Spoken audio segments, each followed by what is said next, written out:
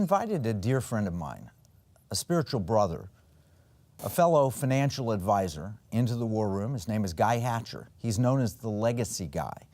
And he's counseled I don't know how many families. He's one of the most successful wealth managers I know, but he's counseled dozens, if not more, families on the idea of not only managing your wealth, but passing on your legacy. Welcome, Guy. Thank you for having me today, Kevin. Hey, tell us a little about your background, the families you've worked with, and how you got into wealth management. Well, actually, I came in on Black Monday of 1987, believe it or not, was my first day in the business. Wow. And so I've been in the business a little bit over 32 years now. Built my practice coming in from the estate planning side, so very strong, working with attorneys, designing and setting up trust and wills and power of attorneys, and then segued into the money management aspect of it also. Built a large shop. Had about 18 advisors working for me at one time. So we've designed and set up probably over 3,500 different estate plans for numerous families. So a lot of my information about legacy and about money management and really about life really comes from a lot of experiences being at a lot of kitchen tables. Sure. Well, tell me who comes to you, who turns to you, and really what are they worried about? Great question. I really think that the average individual for me is probably going to be about age 55 and up. It seems like I've worked in that age factor for a long time. It's normally going to be a small business owner, retiree coming out of corporate America. And really a lot of it, the first question they're going to ask me is, do I have enough? And of course, we always deal with them, you know, we can go in and run the illustrations or the calculations to say, yes, you do have enough. But the thing that's really intrigued me is really the emotional side of the planning. It's not just the financial side, and I think that's where most advisors take it, is just the financial side. Well, you've written an incredible book, Your Future Reflection, How to Leave a Legacy Beyond Money. What do you mean by leaving a legacy beyond money? Well, it really goes to an experience I had probably about 10 or 15 years ago. I kept noticing every time that I would sit down with a mom or dad, that they'd always ask me, do I have everything taken care of? Well, what they were asking me is the will set up right? Do I have my insurance funded properly? You know, what about the rest of my assets? But what was intriguing to me was there was always this burning desire, like they were really asking something else. So Dad would call me in, and maybe he's letting me know I've come down with something terminal. I want to make sure everything's put in place. We talk through that. He'd pass away, so that would be the first pivotal moment. Then we go to the second pivotal moment. 60 days later, I'm sitting down with son and daughter, and all of a sudden we start talking about a bag of cash and an heirloom. They start fighting over everything. Yeah. So what I finally figured out, it's really never about the stuff. For most families, it's really about the lack of the blessing or the lack of the affirmation coming from the previous generation. Okay, so it's the values. It's the values. Okay. In chapter 2, you have a chapter defining the difference between heritage and legacy. Can you explain that? Heritage to me is your lineage right. In other words, your dad and my dad, we should have received everything from them. Because in your lineage, you have the right of the parent, the right of the father. Legacy is what you're going to leave. Now here's the catch with legacy. Everybody's going to leave a legacy. Is it going to be positive or is it going to be negative? That's the problem when you do legacy planning, helping people to understand the difference. Let's take this to a bigger picture, because we're in the economic war room, and what we talk about is we're talking about lots of people that make up the United States of America, and we talk about the American heritage. Well, the problem we see is the American heritage isn't taught that much anymore. And a lot of our viewers are worried about that. They're worried that the America that they've loved and that they grew up with is slipping away and may not be available for their children or their grandchildren. They feel like it's being assaulted every day by foreign enemies, certainly Russia, China, North Korea, Iran, but domestic enemies too. You know, they hear Green New Deal and socialism, and they see taxes, and they see all these things that are happening, and say, will my kids, will my grandkids live in the America I understood? Or will they see some progressive utopian ideal that doesn't really happen and turns into Big Brother watching and, you know, people going crazy in so many different ways? We have college professors, we've got the media, we've got all these people assaulting our values. That means that the heritage that you and I have as a nation doesn't seem to be available anymore. Do you see a difference in the understanding of American exceptionalism with the different generations you talk to? Sure. I think the current generation does not see the America that we saw. But you've actually used the word. The reason it goes back to values. That if we don't start changing our core values, not only as a nation, but if we don't start changing it family by family, that America will disappear. So I think one of the things I talk about in the book is how do you have family core values that you can not only work within your generation, but 5 generations from now they can understand what, great-great-great-granddaddy Guy believed in and stood for. Yeah, we've got the Ancestry.com where you can go back and look and you say, oh, my ancestor did this and accomplished this. But we rarely think about what we're going to do that 5 generations from now they'll look up and say where we were and what we did. Exactly. And there's ways to do that, and I talk about that in the book and also when I do my coaching with different families. So what do you say to clients when they're worried about the America losing its values and passing on? What do you talk about? Well, what I'm basically, trying to encourage families to do is let's secure your family first. I believe you got to start family by family, Kevin, and that's the thing that we talk about. So we talk about how do you receive the heritage that you're due? How do you create family values? How you have a very specific vision for your family? How you encourage and teach the relationships that have formed you and formed me that are real important. And then we go in, and the 5th thing we talk about is how do you hand off the stuff efficiently? Yeah. Well, in chapter 5, you quote Albert Einstein. I love the quote. It says, "Try not to become a man of success, rather become a man of value." What do you see as the difference between success and value? I think success is what we're all driving for, but values is what actually sets the direction or the compass of where we're heading.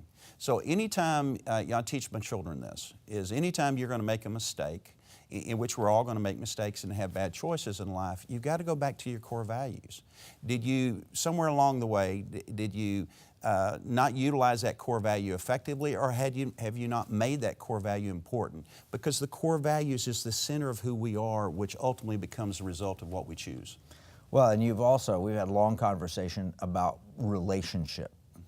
And I think one of the problems, the disconnects that we have between one generation and the next is there really isn't that relationship there. Can you tell me just a little bit about why we as people are made for relationship? Well, I think that God created us for a relationship. One, He created us for a relationship with Him, but He also puts people in our life for us to have influence into and to receive influence from. You and I have built a relationship through the last 3 or 4 years, which has been, very important to me and I think very important to you. Relationship is so important. Now, here's the catch. We're not teaching the generations how to have healthy relationships.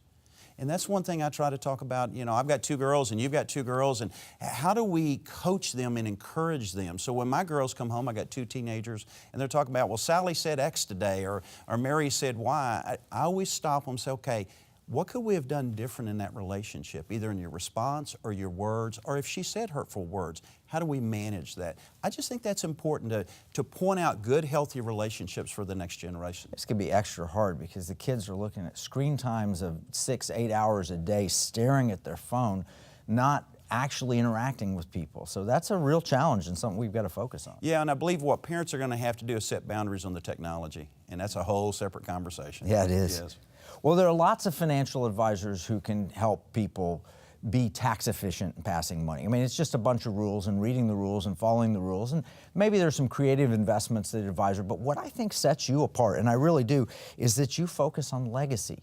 I don't see a lot of advisors out there who really do focus on legacy.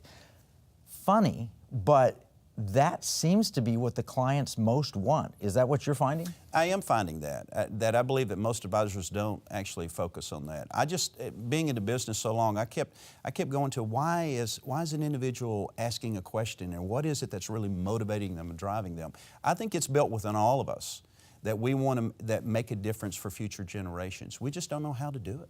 Oh, and I think that's a problem for a long time.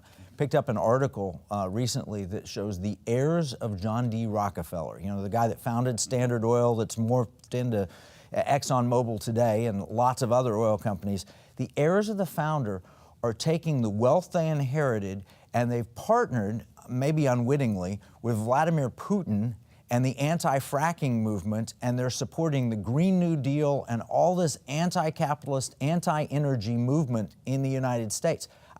don't you think John D. would be rolling over in his grave to know that? He would, because everything he built was based upon the values that he chose, and they're choosing different values today. Yeah, and he built all that wealth, and he was pretty efficient at passing it. The Rockefeller family is still very wealthy. He was efficient passing it, but he was not successful passing his values, which is a shame. So another thing I like in your book is it talks about the blessing, the spiritual component. And you've talked about that a little bit, but tell us, what does a family blessing mean? Actually, I take this from a book called The Blessing by, Trenton Smalley? Trenton Smalley, thank you. I just went brain dead on Gary. And I read The Blessing about 20 years ago, Kevin. It's a great book. And I did one chapter on the blessing. And they give you 5 specific ways that you can actually go in and bless. One of them is a physical touch. One of them is a spoken word. One of them is defining a vision and being part of their future, being included in their life. So what I take, and you go all the way back into the Bible in this, there's over 600 times in Scripture that God is actually, where blessing is talked about, where God blessed Abraham, or where God blessed other individuals, and Abraham blessed his children. So it's very biblical and it's very foundational. Like I said, what I can point every time I have a family issue, it always goes back to the lack of the blessing or the lack of the affirmation. So I do it a couple of different ways. Letters of affirmation. I encourage parents to, take and tell Tommy why you're, proud of him. When he was 6 and when he was 12 and when he was 18. If you don't want to give it to him while he's alive, attach it to the legal documents. I'm trying to help families bridge that gap so there is blessing and affirmation on generations going forward. Now, I've dealt with thousands of advisors. When I worked with Templeton, we dealt with advisors. I've dealt with advisors my whole life. My father's a stockbroker. It is a very rare thing to meet a financial advisor who talks about the blessing and gets down into the practical of writing a note to your children or giving them a hug or physical touch. I mean, that's a very unique and rare thing. And yet, it makes the wealth inheritance so much more successful in passing legacy. I believe it does. I believe if you can't help a person with the why should I do things, the how really doesn't matter. Well, you've done a great job of explaining that in your book. In chapter 9, in fact, you quote, the title of that chapter is From Generation to Generation, and you quote Walt Disney and say, "Our heritage and ideals, our code and standards, the things we live by and teach our children are preserved or diminished by how freely we exchange ideas and feelings." So you're like a psychologist in a sense, and family counselor and everything else. Why do you think that is important to do in the wealth management practice? I think that people are starving for it. I think what's going to set you apart for any financial advisors that's going to watch this show is going to set you apart as being an expert. That we have the ability to actually listen and be able to help them get from a point A to a point B. Once again, the greatest fear I find with people, 50 and up is, do I have enough? The second greatest fear is, can I take care of myself? I believe the third greatest fear is, I want to finish well. Yeah. And how do I do that? Yep, I agree with you. So Disney, he has this quote, and he's a master storyteller, and if you go to the Disney parks, you can see the American experience, and you see a lot of pro-America history, ideal Hall of Presidents, and it's very inspirational, and it's passing on the heritage of America.